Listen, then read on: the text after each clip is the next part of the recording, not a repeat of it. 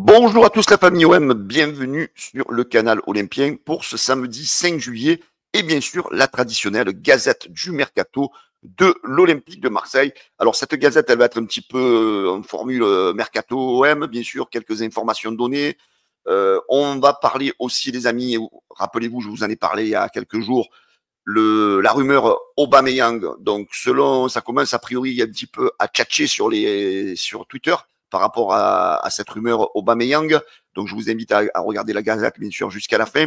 Et on va parler aussi peut-être d'un scandale naissant au niveau des instances du football entre Vincent Labrune, quelques présidents de clubs de Ligue 1 et bien sûr Nasser El Khelaifi du Paris Saint-Germain. Voilà, on va parler de tout ça les amis dans cette Gazette.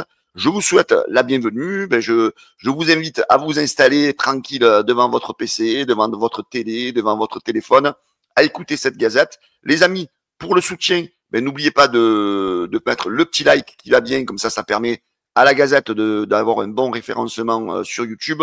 Et pour ceux qui ne sont toujours pas abonnés au canal Olympien, les amis, n'hésitez pas, abonnez-vous, comme ça, tous les jours, vous avez les news du mercato de l'Olympique de Marseille. Je vous propose, les amis, de commencer tout de suite cette gazette du mercato avec la Provence. Voilà, vous savez que tous les jours, je vous fais un petit peu la revue de presse de la Provence, de l'équipe, voilà, des infos qui y sont données, plus les infos mercato que l'on a sur Twitter, grâce à toutes les sources mercato où on peut avoir des infos sur le futur recrutement de l'Olympique de Marseille. Alors, du côté de la Provence aujourd'hui, bien sûr, on évoque l'officialisation de Angel Gomez. Vous le savez, ce joueur donc avait été annoncé à l'Olympique de Marseille depuis au moins un mois, là que l'accord avait été trouvé, qu'on sait très bien qu'avant la date du 1er juillet, l'OM ne pouvait pas officialiser. Eh bien voilà, c'est fait. Hier, l'OM a officialisé l'arrivée de Angel Gomez. On sait qu'il va signer un contrat jusqu'en 2028. Voilà, grosse affaire, un gros coup du mercato de la direction, bien sûr. C'est un joueur qui vient libre, un joueur jeune de 24 ans, qui va proposer, voilà, par son côté technique, par son volume de jeu, de multiples possibilités au coach, à Roberto De Zerbi. Donc voilà, la nouvelle est tombée hier, vous l'avez suivi comme moi, les amis. Donc Angel Gomez est officiellement un joueur de l'Olympique de Marseille et il a signé jusqu'en 2028. Allez, on poursuit les amis, les infos que l'on a dans la Provence aujourd'hui et les abonnements de la Discord. Voilà, comme vous le savez, les abonnements de l'Olympique de Marseille ont été encore un franc succès. Tout le monde s'est abonné, bien sûr, comme chaque année au niveau des virages, un abonnement à 270 € la saison, avec bien sûr, il compte le championnat, la Coupe de France et les matchs de Champions League, pardon.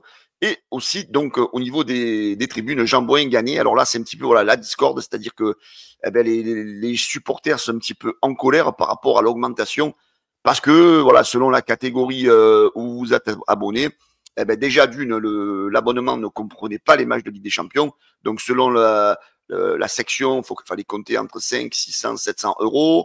Après, à ça, se rajoute le pack Ligue des Champions et ça fait une très grosse augmentation.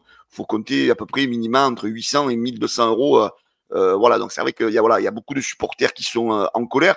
Ils disent c'est bien que l'OM veuille garder ce côté attractif en termes de prix de virage, mais certains étaient mécontents vous avez un petit peu des témoignages dans la province de dire c'est pas normal que le reste du stade doit payer parce que malheureusement vous voulez garder les prix des abonnements en virage faible et c'est pas normal que toutes les sections du stade n'aient pas le pack Ligue des Champions compris dans le prix. Voilà, donc pour ceux qui veulent lire cet article, vous avez la possibilité de le lire dans la Provence de ce jour.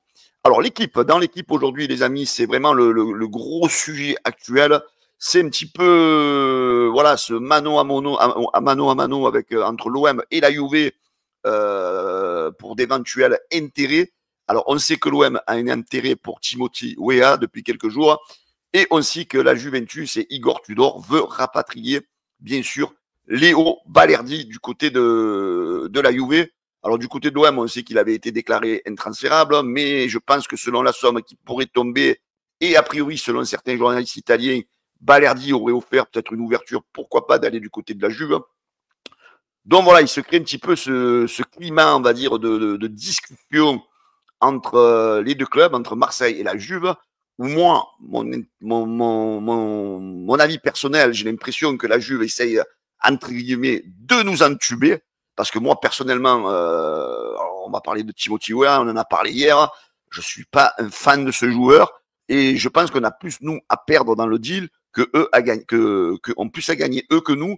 Parce que Balerdi, je pense qu'il faut quand même le fixer dans cette défense avec un bon défenseur à ses côtés, avec l'arrivée de Medina, bien sûr, sur le côté gauche, avec l'arrivée peut-être de Boé sur le côté droit.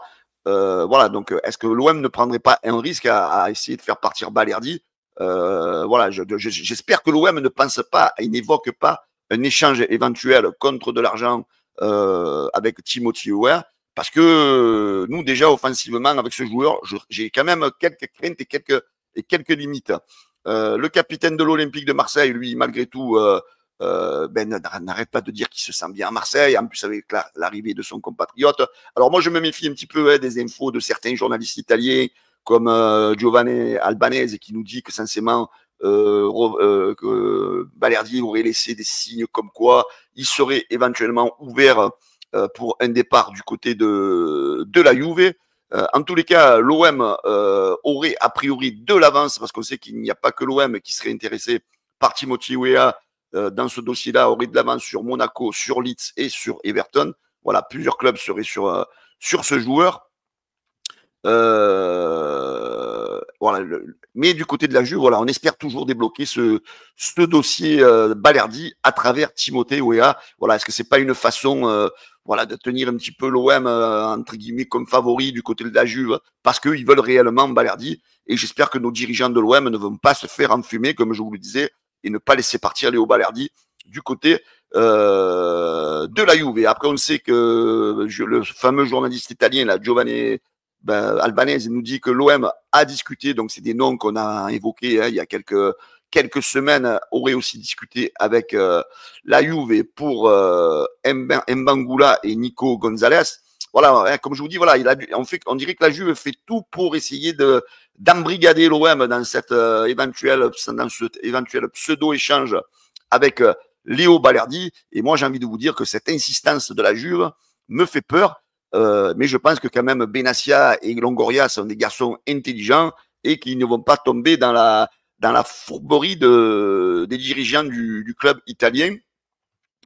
Voilà, hein, donc en tous les cas, ce qu'il en est, a priori, c'est que l'OM normalement n'a pour l'instant pas formulé d'offre officielle à la Juve pour ce joueur-là. On sait que la Juve en veut autour de 15 millions d'euros. On sait que Balerdi, voilà, c'est autour de 40. Voilà, est-ce que la Juve ne va pas proposer à l'OM 25 millions plus Timothy Weah pour avoir Balerdi? Donc voilà, dirigeant marseillais, j'espère que vous allez rester sérieux et ne pas tomber bien sûr dans ce bluff proposé par les Italiens, parce que on aurait plus à perdre nous que eux vont gagner bien sûr en recrutant un joueur comme Léo Balerdi.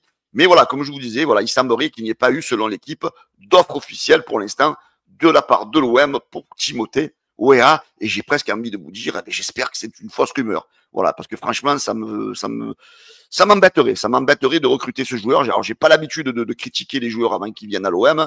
Mais là, je pense qu'on va pas faire une affaire, les amis. Voilà, c'est mon avis personnel. Et je lis un peu les réseaux. Et je pense qu'il y a beaucoup de supporters qui ne sont pas trop pour cette arrivée du côté de l'OM. Voilà, on apprend aussi que l'OM, bien sûr, dans l'autre dossier, surveille Sacha Boé. Hein. On sait que l'OM veut aussi donc soit un titulaire face à Murillo, soit une doublure. Donc ça m'étonnerait que Sacha Boé vienne en tant que doublure du côté du Bayern, vers l'OM. Donc s'il vient Boé, je pense que ça sera plutôt pour être titulaire. Voilà, l'OM donc serait donc en discussion avec le Bayern. Le Bayern aimerait se séparer de Sacha Boé. On sait que Boé était à Galatasaray, mais il ne voudrait pas retourner du côté de la Turquie. Et il verrait un bon oeil un retour en Ligue 1 et pourquoi pas du côté de l'Olympique de Marseille. Alors, il y a un journaliste turc qui aurait dit, il me semble que c'est un journaliste turc qui aurait annoncé qu'il y aurait eu un accord trouvé a priori entre l'OM et bien sûr le joueur. Donc c'est un journaliste du média HT Sport Donc voilà, c'est quand même un média qui a quand même pas mal d'abonnés hein, sur Twitter. Hein, donc c'est pour ça que je vous en parle parce qu'il y a quand même 214 000 abonnés sur Twitter. Donc je pense que c'est un média sérieux. Et voilà, a priori, lui, il annoncerait un accord entre le joueur et l'Olympique de Marseille. Voilà, maintenant, il manquerait a priori qu'un accord entre l'OM et le Bayern de Munich, pardon, donc une affaire à suivre. Donc, le dossier Aubameyang, les amis, je pense que j'ai été un des premiers à vous en parler il y a une semaine ou deux par rapport à un compte Twitter qui avait annoncé son arrivée à l'OM avant sa première arrivée à l'OM. Et là, ce compte Twitter avait annoncé, OM 13, je ne sais plus lequel, je vous en ai parlé, hein, avait annoncé que c'était dans les tuyaux. Et là, on commence à en parler un petit peu de partout sur les réseaux sociaux. Et donc, d'après les dernières informations donc de plusieurs médias un petit peu qui suivent un petit peu le mercato, a priori, il existerait des négociations en cours entre l'Olympique de Marseille et Pierre-Emerick Aubameyang. Bon, c'est vrai qu'il a 36 ans, certains vont dire oui, mais bon, c'est bon, il est cramé, il est foutu. Les amis, moi je pense qu'un Aubameyang à l'OM, même à 36 ans, je prends et je vais le chercher à l'aéroport tout de suite parce qu'à 36 ans, avec les joueurs qu'il aura à ses côtés, il va claquer des buts. Il en a claqué quand il était à l'OM avec des fantômes à côté. Donc, un mec comme Aubameyang, les gars, ça peut être la valeur ajoutée en plus pour la rotation et pour surtout les moments importants en Ligue des Champions. Donc voilà, comme je vous en avais parlé, a priori, voilà, il y aurait des discussions en cours pour le dossier Aubameyang. On sait qu'il veut résilier avec son club, donc s'il veut résilier, ce n'est peut-être pas pour rien. Donc voilà, donc a priori, le dossier Aubameyang commencerait à prendre un petit peu voilà, de la hauteur du côté de l'Olympique de Marseille. Donc on sait aussi, selon Nicolas Tchira, que l'OM a montré un intérêt ou montrerait encore un intérêt pour Giacomo Raspadori. Voilà, ça c'est un joueur, voilà, on en parle à chaque mercato. J'ai presque envie de vous dire, quand j'ai des joueurs comme ça reviennent à chaque mercato, voilà, hein, moi ça me rappelle le cas Jardel à l'époque, hein, qui devait venir à l'OM et qui finalement il n'est jamais venu à l'OM. Donc ça c'est une info que je prends vraiment avec des très très grosses pincettes. Alors je voulais revenir un petit peu sur Adrien Rabiot là, qui s'est exprimé sur le média carré. Et moi les amis, même si c'est un ancien Parisien, Adrien Rabiot, franchement, je l'adore parce que c'est un mec, voilà, c'est un joueur classe, c'est un professionnel, c'est un grand joueur, quoi qu'en disent les supporters parisiens. Voilà, il s'est exprimé encore sur l'Olympique de Marseille. Il dit: j'avais une bonne image de l'OM avant de venir, les supporters, l'histoire, la passion. Mais une fois que j'y ai joué, elle a été décuplée. J'ai vu à quel point c'était vrai avec tout ce public que nous avons derrière nous. Voilà, Adrien Rabiot, tu le sais très bien, Marseille, c'est la ville du football. Tu peux comparer, tu auras joué dans les deux clubs. Et là, tu sais ce que c'est la différence entre un club qui a la ferveur, un club qui a la passion, parce que tout ça, ça ne s'achète pas. C'est inné chez nous, les Marseillais. En tous les cas, Adrien, nous sommes contents de t'avoir du côté de l'Olympique de Marseille. Alors, je vous avais parlé en début de Gazette, les amis, qu'un scandale serait en train de naître, hein, parce qu'a priori, il y aurait l'association AC Anticorruption qui aurait déposé ce vendredi 4 juillet une plainte auprès du parquet national financier visant plusieurs figures majeures du football français, dont La Brune, le président du PSG, El Khelaifi, et plusieurs présidents de clubs de Ligue 1. En tous les cas, l'OM n'est pas mêlé parce que le nom de Pablo Longoria ne figure pas dans la liste des présidents nommés. Hein. Dans les présidents nommés, vous avez Jean-Pierre Caillot de Reims, vous avez Laurent Nicolin de Montpellier, vous avez Louis Ferry de Lorient, Valdemar Kita de Nantes, Jean-Pierre Rivière de Nice, Cayazo ex-Saint-Etienne, ainsi que Carl Olivier, ancien député. Voilà, et on parle un petit peu d'une plainte qui dénonce un système de vaste escroquerie organisée au profit des intérêts privés du Qatar, liés bien sûr à la chaîne Bein Sport et aux droits TV donc de la Ligue 1. Donc voilà, c'est un dossier, une plainte qui a été déposée hier, le 4 juillet, par l'association AC Anticorruption. Donc j'espère que tout ça, ça va un petit peu sortir dans les médias. J'espère que ça va bouléguer un peu et que certains vont prendre de belles sanctions parce qu'à un moment donné, il faut que ça éclate. Et les amis, croyez-moi que le jour que ça va éclater, il y en a certains qui vont faire qui vont faire des vagues. Et là, nous, les Marseillais, les gars, on va se régaler parce que voilà, cette corruption, on le sait tous. On sait que Pablo avait dit le mot et on sait que Pablo avait raison au sujet de tout ça.